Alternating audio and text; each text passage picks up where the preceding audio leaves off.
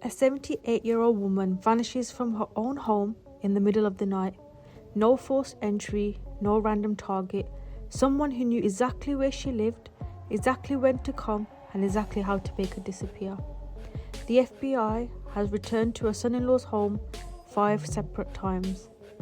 And buried inside nearly 2 decades of friendship, a band called Early Black, and a criminal record that reads like a blueprint for this crime, is a name no one has connected publicly until now. If you believe the truth has a way of surfacing no matter how deep someone tries to bury it, hit that subscribe button right now, like this video and drop a comment below when you hear the details that stops you cold, because there will be one. This story is not over, but the walls are closing in. Let's get into it. In my last video, I laid out a series of coincidences surrounding Tommaso Cioni, the 4-hour window the night Nancy Gruthi disappeared, the ownership behaviour on the porch caught on camera, the night trial gloves, the power attorney he had Nancy sign 8 months before she vanished, the FBI returning to his home not once, not twice, but 5 separate times. That video reached a lot of people, and it raised one question I deliberately left unanswered. If Tommaso Cioni planned this, he did not do it alone. Here is how I know that. The FBI released doorbell footage showing a suspect on Nancy Gruthy's porch the night she disappeared. That suspect is described as a male, approximately 5'9" to 5'10", average built, facial hair visible through the mask, carrying a black 25-litre Ozark Trail backpack. Former FBI profiler Jim Clement noted what appeared to be a tattoo or marking on the suspect's right wrist. Tommaso Cioni is taller than 5'10". He does not match that description. That is the single largest hole in the theory I presented in my last video, and I left it open on purpose because I was still pulling records.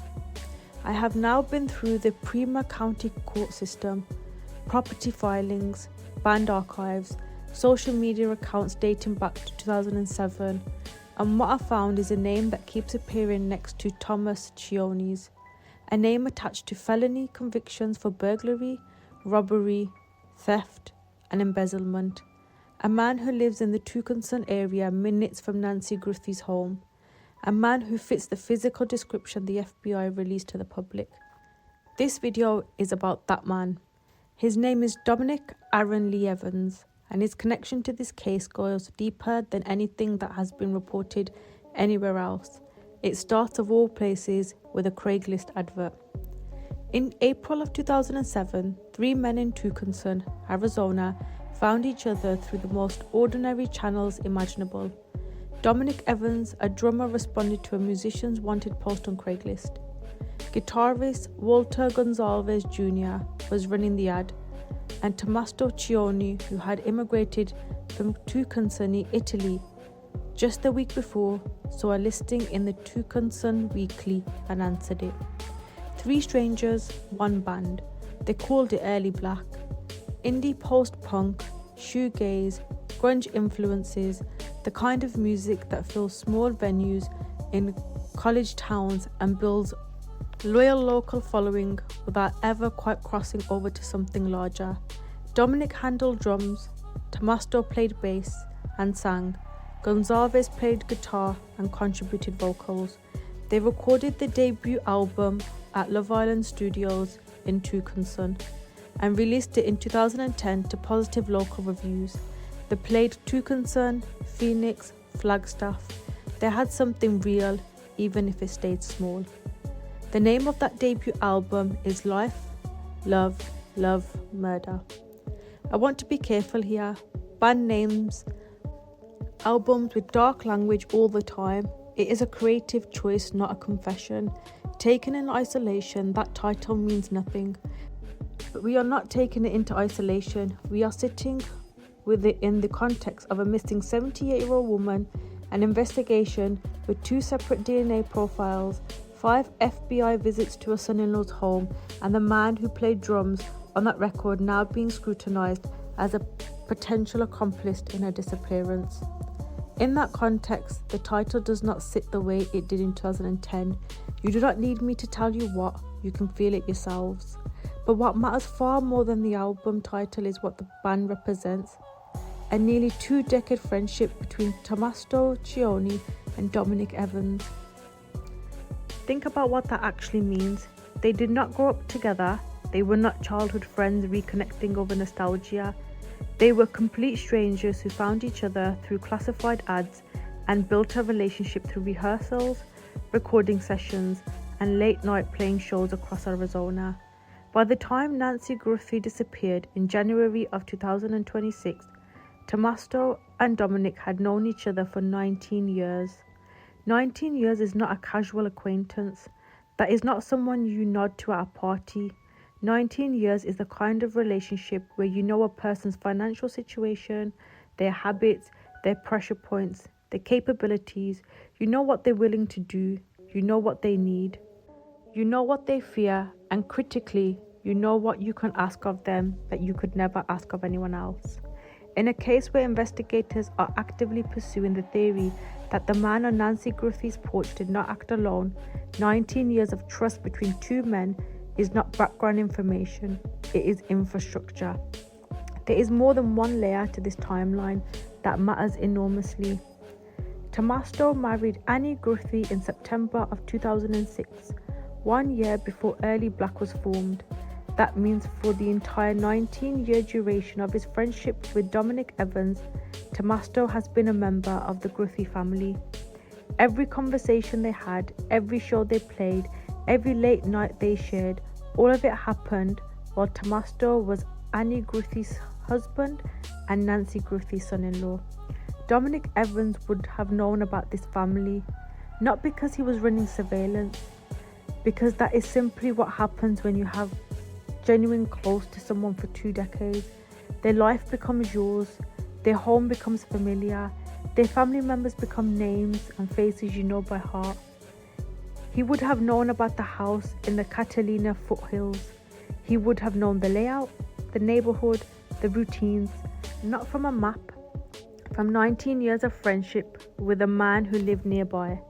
Now let's talk about Dominic Evans' criminal record. Public records from the Prima County, Arizona court system first surfaced by the investigative accounts JLR investigates on X and subsequently reported by multimedia outlets show that Dominic Aaron Lee Evans has prior felony convictions for burglary, robbery, theft, embezzlement, and DUI. Each of those charges matter individually in the context of this case, and I want you to understand why.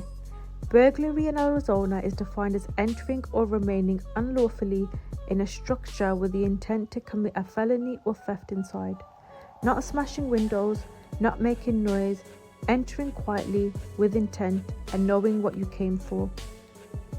Robbery differs from theft specifically because it involves force or the threat of force against another person. It means getting close enough to someone to take something from them by making them comply. Theft and embezzlement are financial crimes. They speak to deception, to patience, to the ability to manipulate a situation over time without triggering alarm.